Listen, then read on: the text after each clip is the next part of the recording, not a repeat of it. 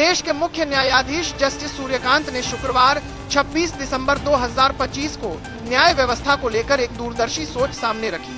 उन्होंने कहा कि वह ऐसे न्यायालय की कल्पना करते हैं जो केवल मुकदमों की सुनवाई तक सीमित न रहे, बल्कि विवादों के समग्र समाधान का केंद्र बने। दक्षिण गोवा में आयोजित बार काउंसिल ऑफ इंडिया के राष्ट्रीय सम्मेलन और मध्यस्थता संगोष्ठी के उद्घाटन सत्र को संबोधित करते हुए मुख्य न्यायाधीश ने कहा कि जिला अदालतों से लेकर सुप्रीम कोर्ट तक हर स्तर पर बड़ी संख्या में प्रशिक्षित मध्यस्थों की आवश्यकता है। सीजेआई सूर्यकांत ने कहा कि मध्यस्थता के जरिए लंबित मामलों को कम किया जा सकता है।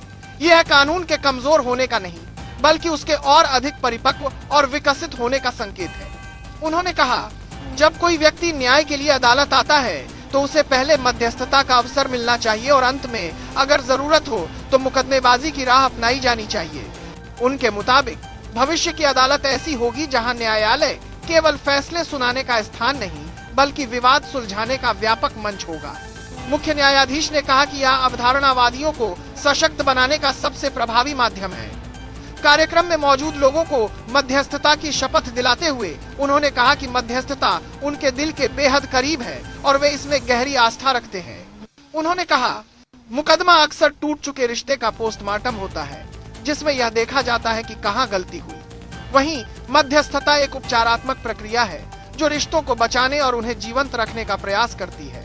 सीजेआई सूर्यकांत ने जोर देकर कहा कि मध्यस्थता की सफलता केवल कानूनी ज्ञान पर नहीं, बल्कि मध्यस्थ की स्थानीय भाषा, बोली, भाव भंगिमाओं और सांस्कृतिक समझ पर भी निर्भर करती है।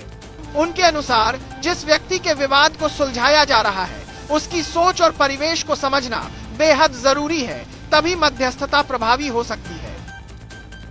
उन्होंने बताया कि लंबित मामलों को कम करने के उद्देश्य से इस साल जुलाई में राष्ट्र के लिए मध्यस्थता अभियान शुरू किया गया था, जिसका मकसद वैवाहिक, व्यावसायिक और मोटर दुर्घटना जैसे विवादों का समाधान करना है। सीजेआई सूर्यकांत ने कहा, मैं आपको बताना चाहता हूं कि इस अभियान के नतीजे उम्मीद से कहीं ज्यादा उत्साहजनक रहे हैं।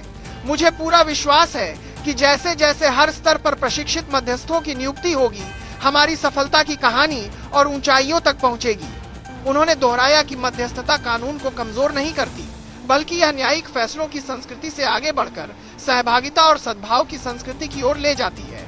इस मौके पर गोवा के मुख्यमंत्री प्रमोद सावंत, सुप्रीम कोर्ट के कई न्यायाधीश, बॉम्बे हाई कोर्ट के मुख्य न्यायाधीश, बार काउंसिल ऑफ इंडिया के अध्यक्ष और गोवा के एडवोकेट जनरल सहित अनेक गणमान्य व्यक्ति उपस्थित थे।